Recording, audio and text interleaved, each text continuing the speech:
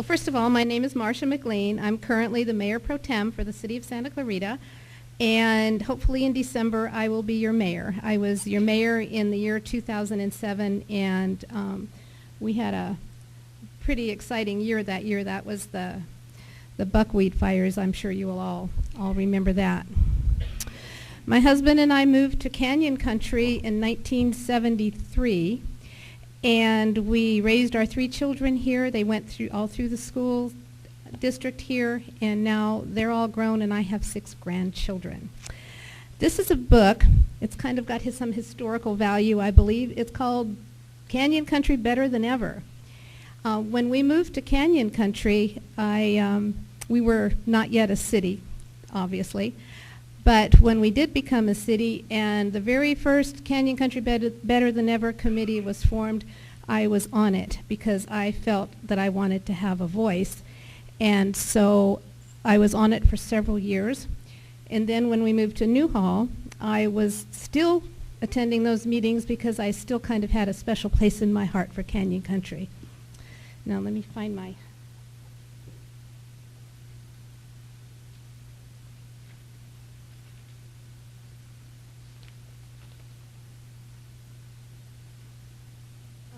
I had it in my hands. I wonder if I put it down when you handed me the...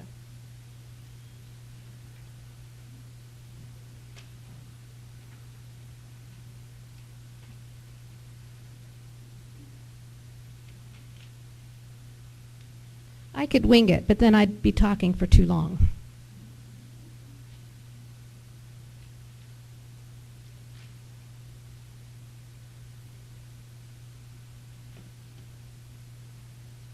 Okay, this is like, ooh-doo-doo-doo. Hold on one second. Can you stop the clock for just 1 second for me? Is that possible?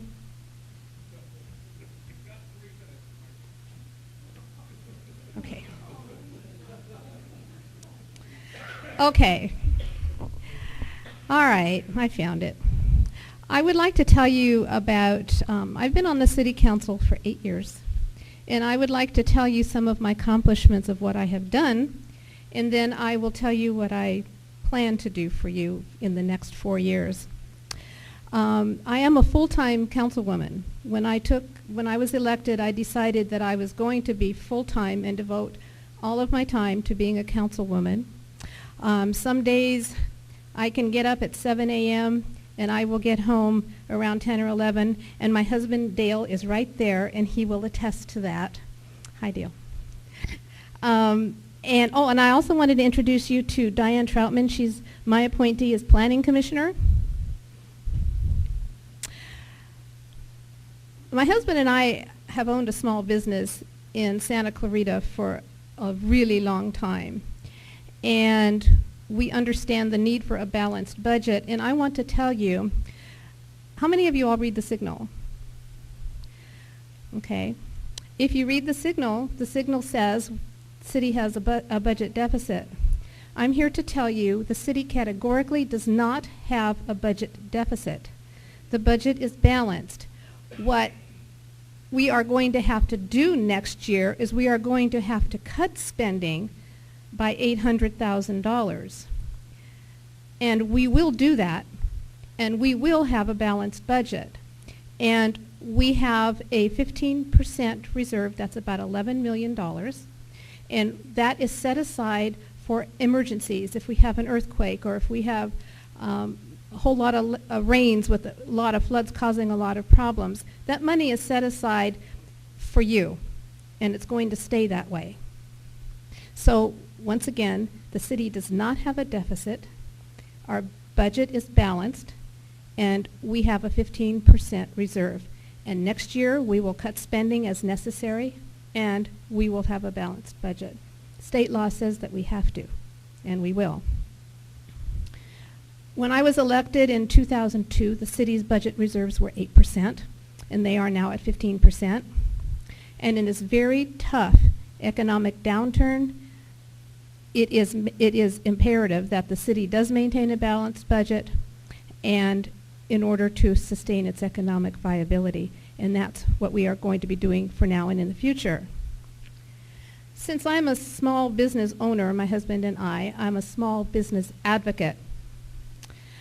When I first was on the council, I started getting some emails from businesses that were having problems, and they were getting very frustrated. They wanted to either to start a business or they wanted to expand their business, and they were having a tough time getting through the process.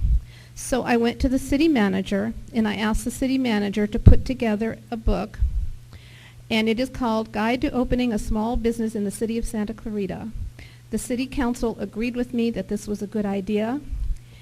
This is now a book that is at City Hall, so that when a business wishes to expand or open a business, they can go to City Hall. This is a step-by-step guide to guide them through.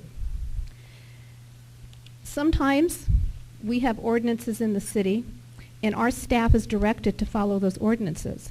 But ordinances don't always address every new business that comes or address every problem. And so I have been an advocate for the businesses that have come to me, sent me an email, and state that they have a problem. Been an advocate, go to city staff.